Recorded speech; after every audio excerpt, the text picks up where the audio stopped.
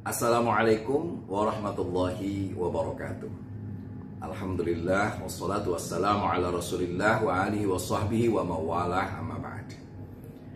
Pada tanggal 21 September 2020 ada sebuah video viral tentang persekusi yang dilakukan oleh seorang ustadz kepada Kiai Nahdlatul Ulama. Tentu video ini sangat disayangkan. Kenapa? Karena bagaimanapun video-video seperti ini biasanya menyulut konflik sosial yang lebih luas.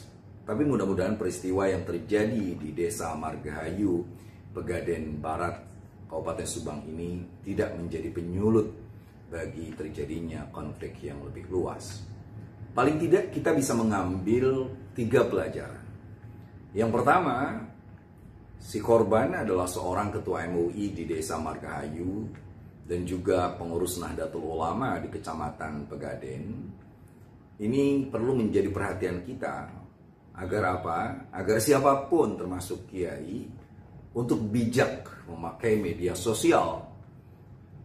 Bagaimana caranya agar bijak bermedia sosial? Yang pertama, kita harus mengetahui platform dan jenis media sosial. Facebook beda dengan Twitter, Twitter beda dengan Instagram, Instagram beda dengan YouTube.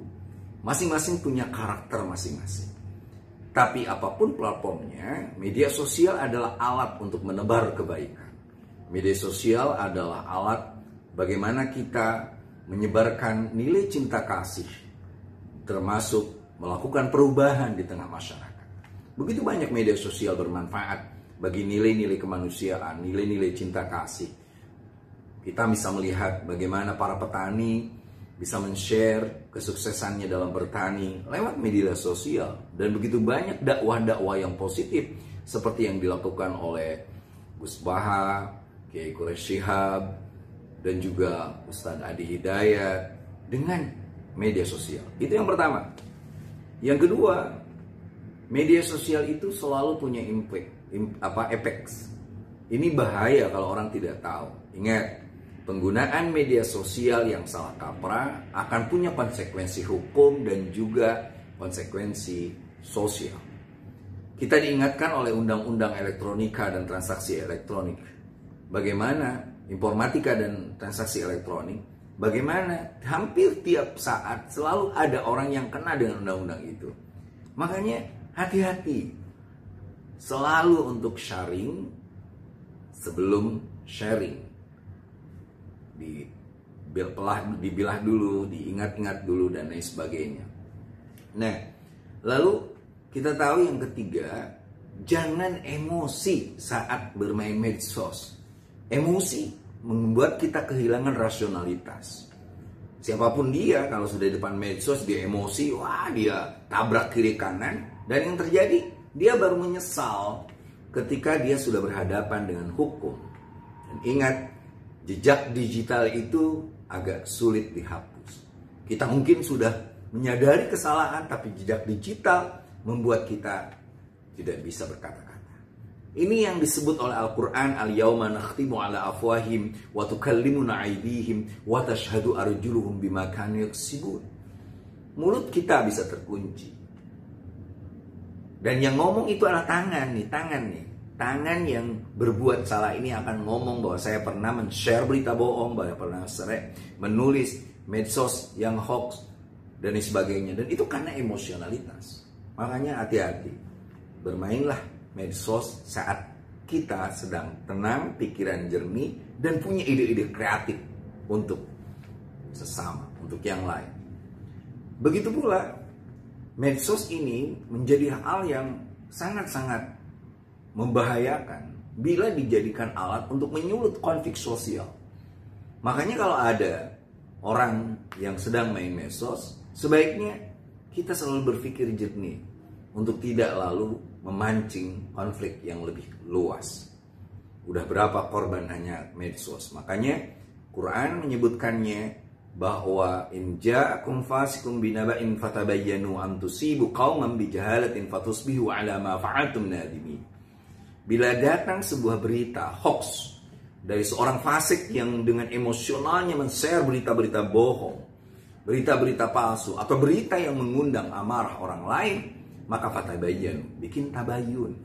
Jangan sampai terjadi sebuah kerugian hanya karena dilakukan oleh orang-orang yang tidak punya rasionalitas. Itu poin pertama, makanya kepada sang kiai atau siapapun kita, hati-hati dalam bermedsos. Kalau dia melakukan kesalahan seperti ini. Ini ibrah, the lesson moral bagi kita semua. Yang kedua, kepada ustadz yang melakukan persekusi, sekali lagi tabayun. Jangan mudah-mudah menelan informasi. Ayat yang saya baca tadi, saya ulang lagi. In ja'akum fasikum binaba'in fatabayyanu an tusibu qauman bijahalatin fatusbihu ala ma fa'altum nadimin. Jangan sampai kita tidak bijak.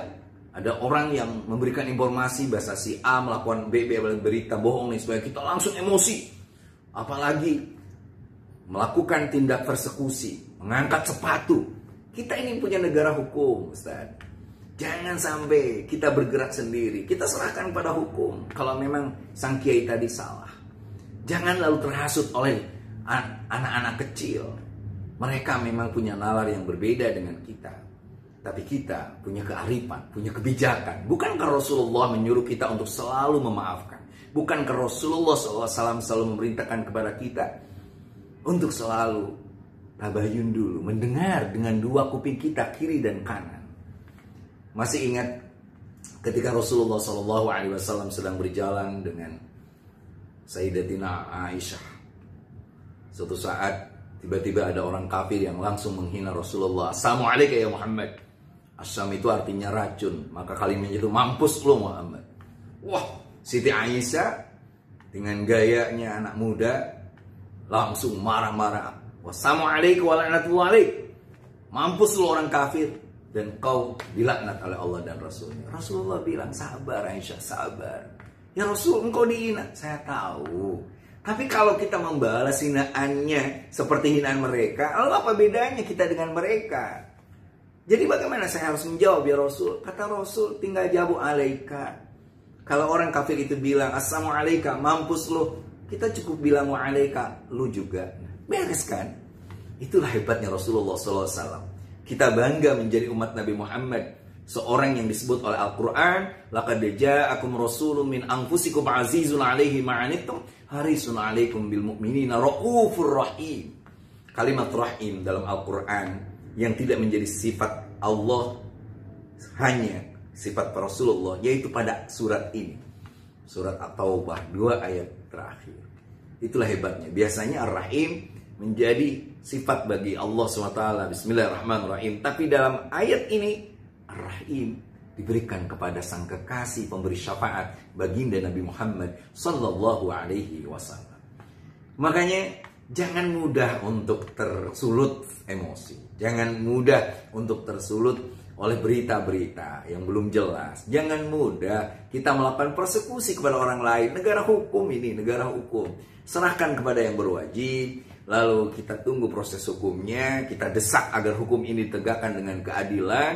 Jangan sampai karena kok politik tiba-tiba hukum menjadi komoditas politik. Tapi sebaliknya, hukum harus menjadi panglima bagi tegaknya keadilan di masyarakat ini.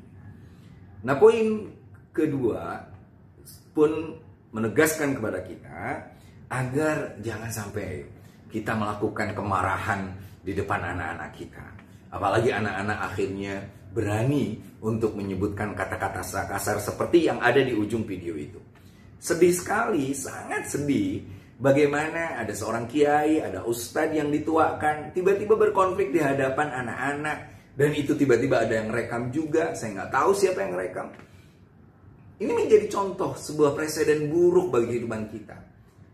Sering ada pertanyaan, kenapa sih anak-anak muda itu mabuk-mabuk? Mereka bilang, wajarlah kami mabuk. Wong orang-orang yang di atas penguasa dan juga orang-orang yang dituakan oleh kami terus mabuk dengan kekuasaan, mabuk juga dengan ketenaran, mabuk juga dengan penghormatan. Wajar dong kali mabuk. Nah, bagaimana itu? Apa kita akan membiarkan anak-anak kita mencontoh kita, membalas balas dendam terhadap perilaku kita? Kita tidak mau seperti itu. Kalau ada anak-anak muda yang tawuran, lalu mereka ditanya, kenapa nak kalian tawuran? Allah, di atas juga politik membuat pembelaan. Di atas juga ternyata ormas dengan ormas tidak menyatu. Akhirnya kami peniru melakukan tawuran. Kita tidak ingin contoh seperti itu. Cukup kita hari ini menjadi contoh yang terbaik buat anak-anak kita. Bukan dengan kata-kata, tapi dengan perbuatan. Bukan hanya dengan omong kosong, tapi dengan kearifan dalam berbuat. Ini pelajaran bagi kita. Jangan mudah tersulut. Jangan mudah memperkesi orang. Ini jangan sampai terjadi. Persekusi itu sesuatu yang tidak dibenarkan. Dan itu akan mengakibatkan kita betul-betul menjadi korban dari hukum itu sendiri.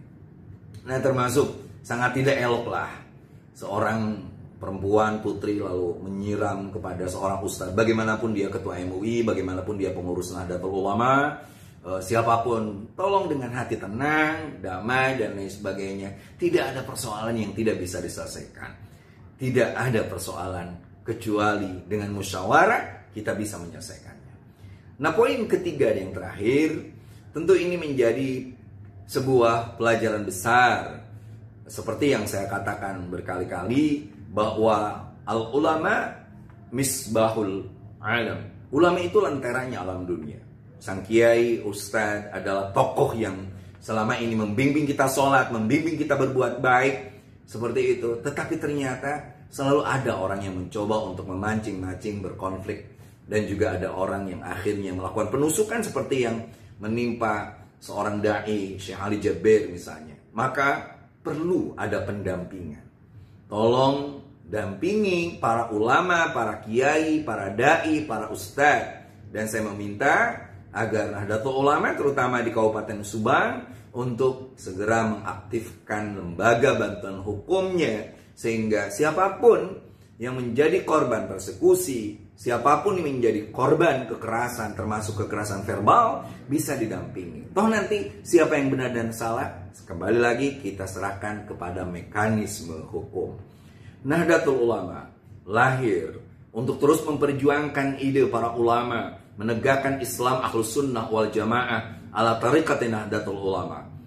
NU dilahirkan oleh para ulama, para habaib, Habib-habib yang mulia seperti Maulana Habib Lutfi bin Yahya, Habib Umar di Semarang, dan begitu banyak habaib yang tahu persis bahwa kita bisa berkumpul dalam Nahdlatul Ulama itu untuk menjamin nilai-nilai Ahlus Sunnah wal Jamaah bisa lestari di muka bumi Indonesia ini, bahkan di seluruh dunia. NU yang membuat tradisi seperti marhabanan, ziarah kubur, haul, manakib tetap lestari di bumi Indonesia ini. Bayangkan kalau tanpa NU, di mana mereka, orang-orang Salafi Wahabi akan memusyrikan, mengkafirkan ziarah kubur, mencium tangan para habaib, para kiai, melarang manakiban, dan begitu banyak tradisi-tradisi yang menguatkan Islam mereka anggap sebuah kekafiran dan kemusyrikan. Dan dengan itu, peran ulama, peran kiai, peran habaib jadi mengecil. Mereka gantikan dengan peran-peran kapitalistik yang berupa hari ini diganti oleh apa yang disebut dengan media sosial ala Wahabi Salafi. Kita tidak ingin apa yang sudah dilihat betapa harmoninya Indonesia ini dengan bimbingan para ulama, para kiai, para habaib. Kita tidak ingin ada orang yang melakukan takfir, mengkafirkan orang lain. Tidak ingin ada orang yang membid'ahkan tradisi kita, tradisi Ahlus Sunnah wal Jamaah. Tidak ingin kita kehilangan semangat untuk terus mencintai para ulama, para kiai, dan mendengungkan sholawat kepada Nabi Muhammad SAW. Terakhir, dari 3 poin itu, saya ingin mengajak semuanya, mari kita membaca sholawat. Wabah, balai, fitnah terus terjadi kepada kita. COVID-19 mengharuskan kita untuk bersama. Hari ini kita melihat ada letupan-letupan kecil yang harus kita atasi dengan memintakan mahabbah kita kepada Rasulullah SAW. Inna Allah wa malaikatahu yusalluna 'alan nabi ya ayyuhalladzina amanu sallu 'alaihi wa sallimu taslima. Allahumma salli wa sallim wa barik ala Sayyidina Muhammad wa ala alihi wa ashabihi بعدد كل داء ودواء لي خمسة أضفي بها هرى الوباء الحاطمة المصطفى والمرتضى وبناهما وفاطمة saat terjadi bencana kami punya 5 jiwa yang menuntun hidup ini dengan cahaya dan cinta. Al-Mustafa Nabi kita, Muhammad kekasih mulia, Al-Murtadha singa Allah, Ali samudranya hikmah, Hasan Hussein cucu Rasul, figur soleh dan berani, Fatimah Zahra putri Nabi, bidadari surgawi, ya Allah biha, ya Allah biha, ya Allah bihusnil khatimah.